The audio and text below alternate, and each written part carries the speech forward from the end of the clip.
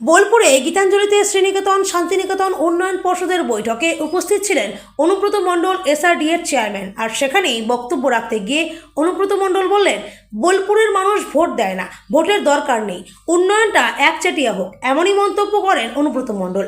আর এই অনুব্রত মণ্ডল একসময় জানিয়েছিলেন উন্নয়ন রাস্তায় দাঁড়িয়ে থাকবে, কিন্তু এবার উন্নয়ন রাস্তায় দাঁড়িয়ে থাকবে না, উন্নয়ন করা হবে।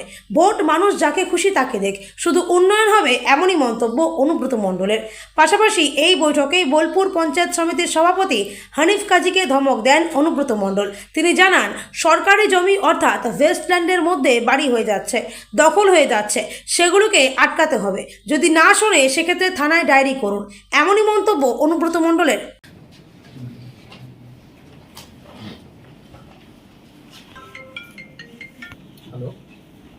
দেখুন, আজকে যেটা মিটিং হলো, সব আধিকারিকরা আছে এবং বোলপুরের সবাই আছে, ডিএম সাহেব আছে, তো বিভাস এসছে মেন।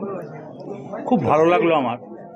বোলপুর মিউনিসিপ্যালিটি, পঞ্চায়েত সমিতি, এসএসডিএ সবাই এই যে উন্নয়নের যে কথাটা বললো, এটা আমার শুনে খুব ভালো লাগলো।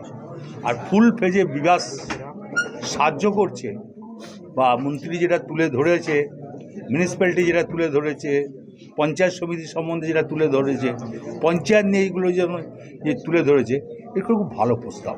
এই প্রস্তাবকে সমর্থন কেন সবাই করবে। এ প্রস্তাব বোলপুর সাজবে, শান্তিনিকেতন শ্রীনিকেতন সাজবে, অনেক মৌজা সাজবে, অনেক পঞ্চায়েত অফিস সাজবে। অনেক জায়গায় বললেন অযাচিত বাড়ি হয়ে যাচ্ছে, সেই বিষয়গুলো দেখার জন্য। না, সেটা ধরুন ভেস্টের, সরকারি ভেস্টের জায়গায় যদি কেউ বিক্রি করে দেয় বাড়ি, সে তো এলআরকে বলতেই হবে, এলআর দেখবে, এলআর ভিডিও তো দেখতেই হবে। এগুলো তো অন্যায় না, এটা মানে এটা কেউ মানবে? দাদা একটা খুব সুন্দর কথা বললেন যে ভোট নয় সৌন্দর্য। আবার বলছি তো, ভোট নয়, সাজিয়ে তুলুন শান্তিনিকেতন শ্রীনিকেতন বোলপুরকে। পঞ্চায়েত সমিতি, পঞ্চায়েত, এসএসডিএ, মিউনিসিপ্যালিটি একসঙ্গে সাজাবে।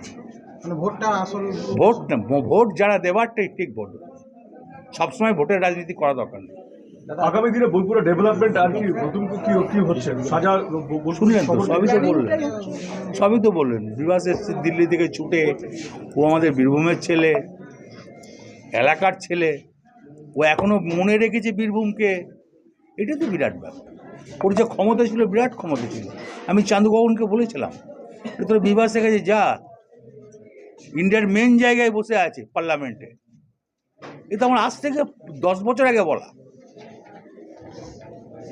একটা জিনিস, সেটা হলো বোলপুরের হকার উচ্ছেদ হয়ে গেছে, ফুটপাত। পুলিশ কাউকে ছাড়বে না, পুলিশের কাজ করবে, সে যেই হবে, যে দলেরই হবে।